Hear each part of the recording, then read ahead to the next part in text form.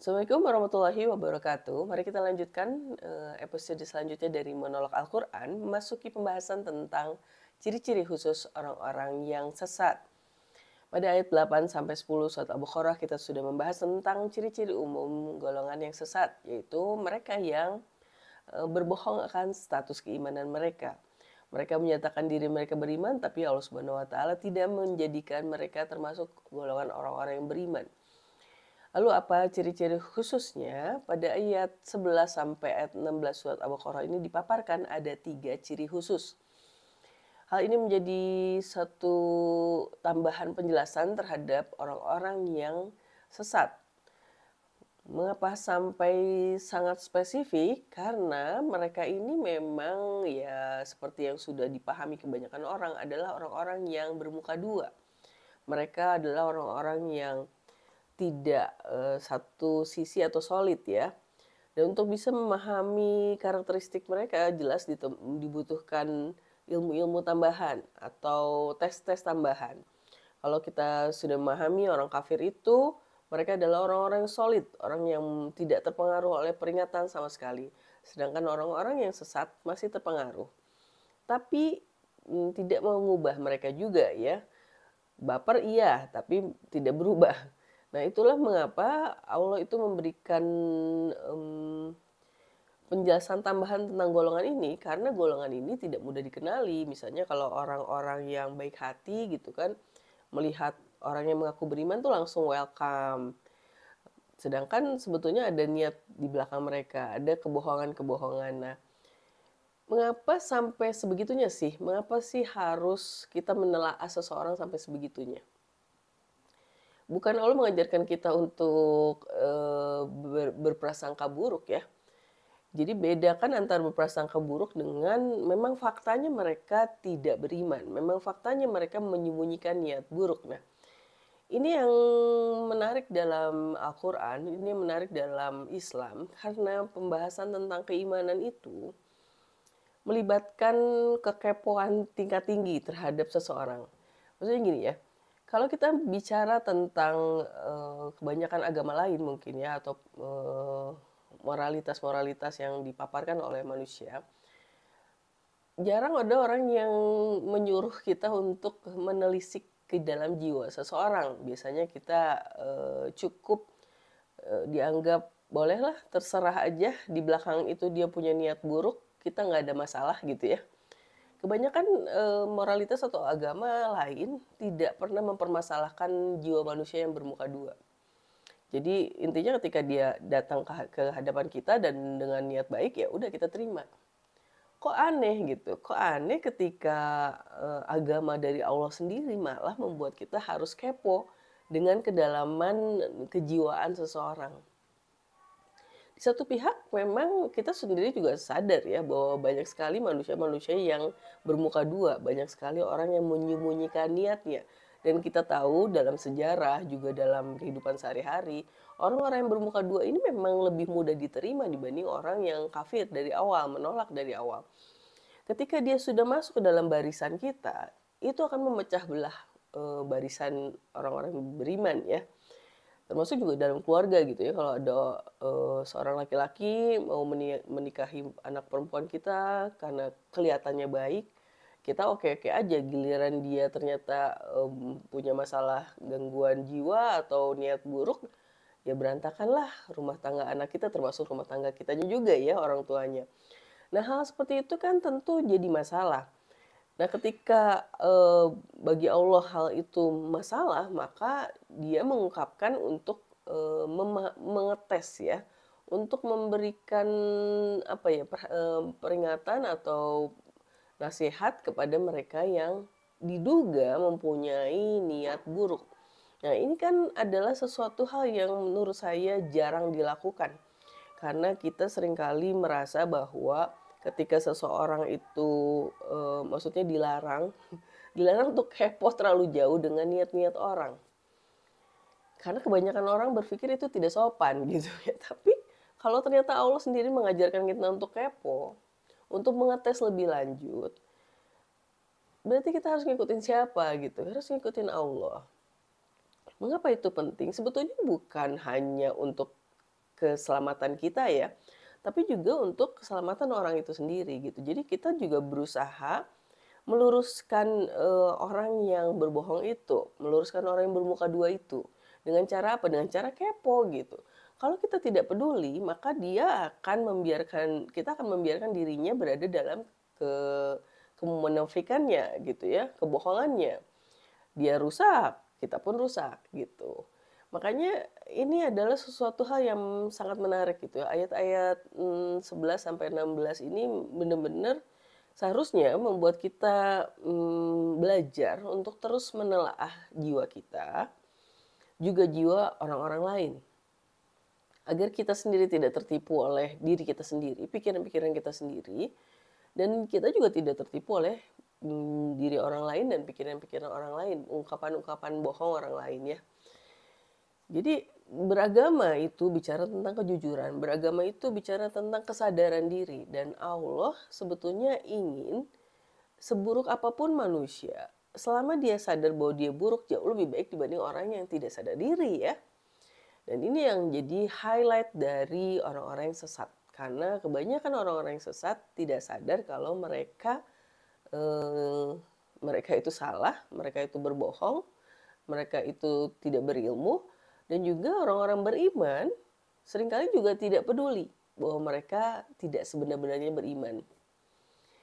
Ini yang seringkali terjadi ya, dan memang sebetulnya kalau kita bertanya mengapa kebanyakan orang zaman sekarang itu Islamnya Islam KTP, Islamnya tuh sekadar ya untuk pergaulan gitu ya. Karena orang yang berimannya juga tidak mengamalkan apa yang Allah ajarkan di ayat 11 sampai 16 surat Al-Baqarah ini. Sementara orang yang salahnya juga ya merasa emang apa salahnya? Saya kan ya beriman-beriman aja.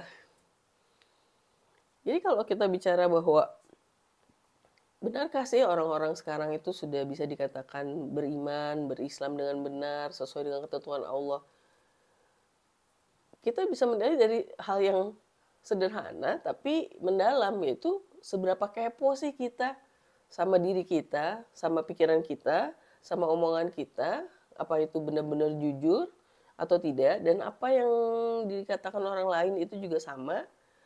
Benar nggak sih? Dia bohong nggak sih? Sepertinya kita memang jarang sekali ya menyelam terlalu dalam tentang jiwa. Karena kita selalu merasa bahwa ya jiwa-jiwa itu adalah privasi gitu. Nah, sedangkan di ayat-ayat Al-Baqarah ketika Allah membahas tentang orang-orang yang sesat, itu bukan privasi lagi. Pertama Allah bongkar gitu ya, bongkar orang-orang yang berbohong itu. Kedua, orang beriman harus mengetes, harus memberikan nasihat biar makin kelihatan tuh karakter dasarnya. Seperti itu ya pembahasan tentang ayat 11 sampai 16 surat Al-Baqarah. Nah, karena pembahasannya itu lumayan detail, tapi saya ngerasa bahwa intinya apa yang telah saya sampaikan di depan gitu. Biasanya kan saya ngomongnya di depan dulu, membahas ayatnya, lalu kita baru membahas apa sih yang dimaksud dari ayat-ayat itu. Tapi karena ayat ini lumayan panjang gitu, saya cuma memberikan satu penegasan saja gitu ya. Bahwa ketika Allah membahas di ayat 11 bahwa hal yang pertama yang harus kita sampaikan pada orang-orang yang mengaku-ngaku beriman, pertama adalah jangan berbuat kerusakan. Jadi intinya apa? Intinya bahwa keimanan dengan perbuatan itu harus sinkron. Kalau ada orang yang tidak sinkron, dia berbuat kerusakan tapi dia mengaku dirinya beriman, berarti keimanannya yang tidak diakui ya.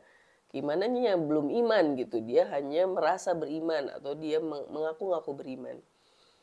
Jadi kalau ada orang yang berbuat kerusakan, ya mereka sebetulnya bukan orang beriman. Karena keimanan dengan perbuatan itu harus sinkron. Itu yang pertama. Di ayat 12 dan 13-nya Allah menyatakan bahwa kita harus, orang-orang beriman harus mengajak orang-orang yang sesat itu untuk beriman. Ini lucu kan? Mengapa mereka diajak beriman padahal mereka sudah mengaku beriman? Nah, ini karena kesadaran orang-orang beriman itu berarti memang di atas kesadaran orang-orang yang mengaku-ngaku beriman, dan ilmu mereka juga lebih tinggi. Makanya Orang-orang beriman harusnya mengilmui bahwa keimanan tuh nggak kayak gitu loh.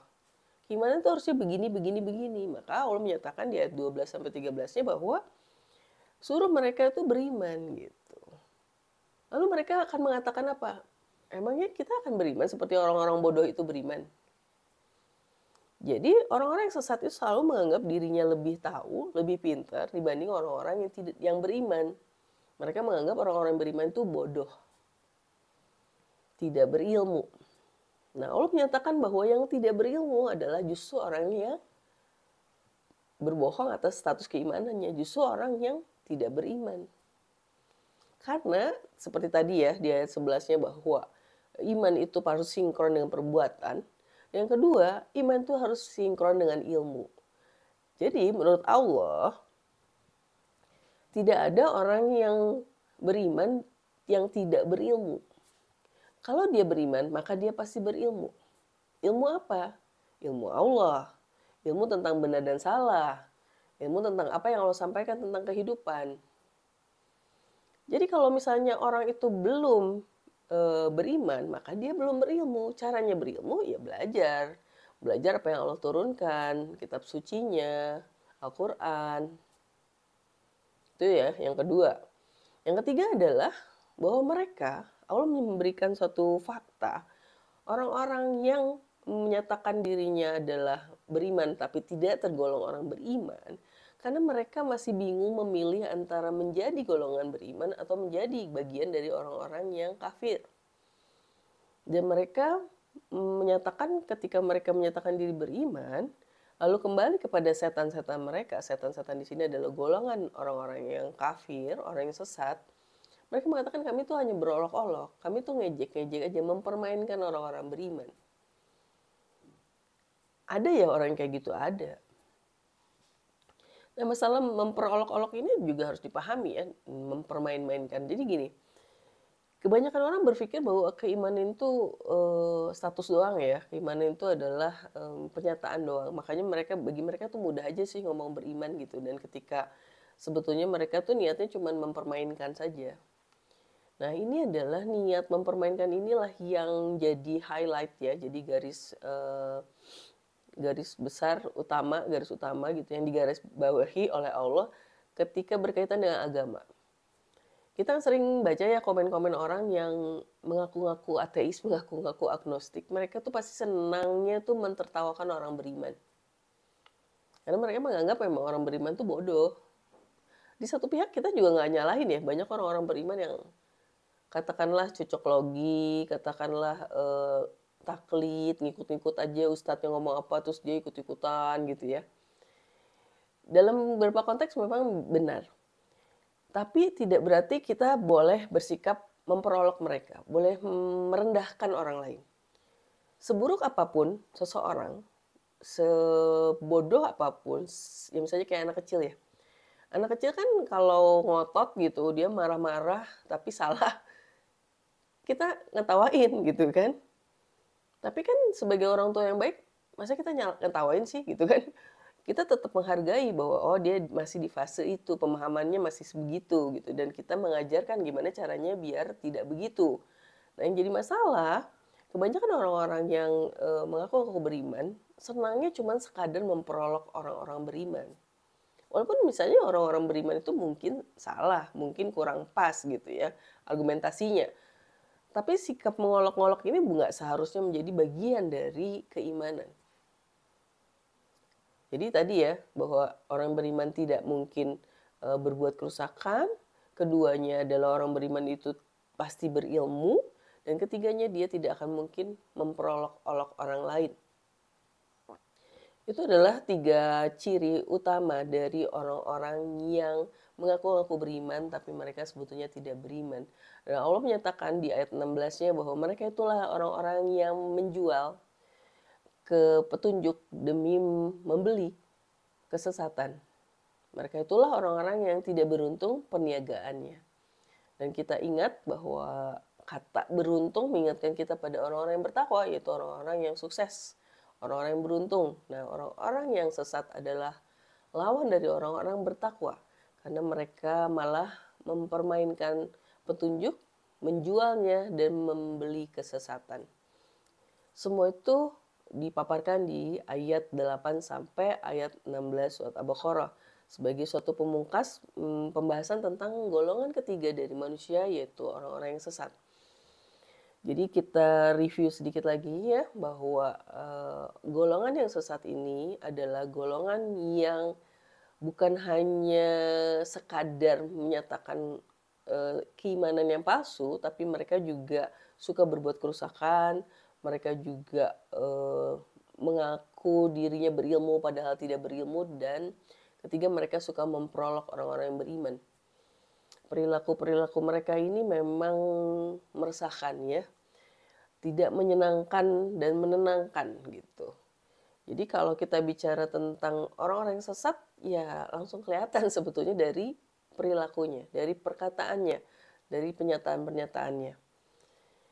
Tinggal bagaimana pada akhirnya orang-orang itu mau membenahi dirinya, membiarkan dirinya terus aja begitu ya, atau mau berusaha menjadi orang yang lebih baik dengan mengubah perilaku, juga mengubah ilmu.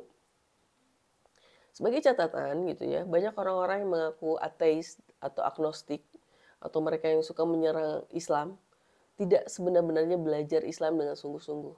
Mereka bisa saja membaca ayat Quran, mereka bisa saja mengutip Al-Quran, tapi Al-Quran itu tidak bisa dipahami oleh orang yang punya niat tidak baik. Mengapa bisa begitu? Ini adalah rahasia Allah gitu ya. Bahwa orang bisa saja menghafal seluruh isi Quran, menjatuhkan isi Quran, ya karena niatnya buruk gitu. Tapi kalau orang yang benar-benar punya niat baik, maka dia akan bisa diberi petunjuk sama Allah, terus akan memahami Al-Quran.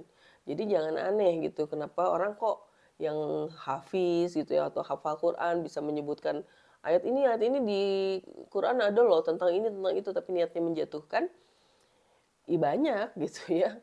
Tapi hanya niat-niat baik yang bisa membuat seseorang itu memahami Quran. Dan karena ya itu, bagi Allah, niat baik ini akan menjadi landasan utama seseorang untuk mencapai ketakwaan.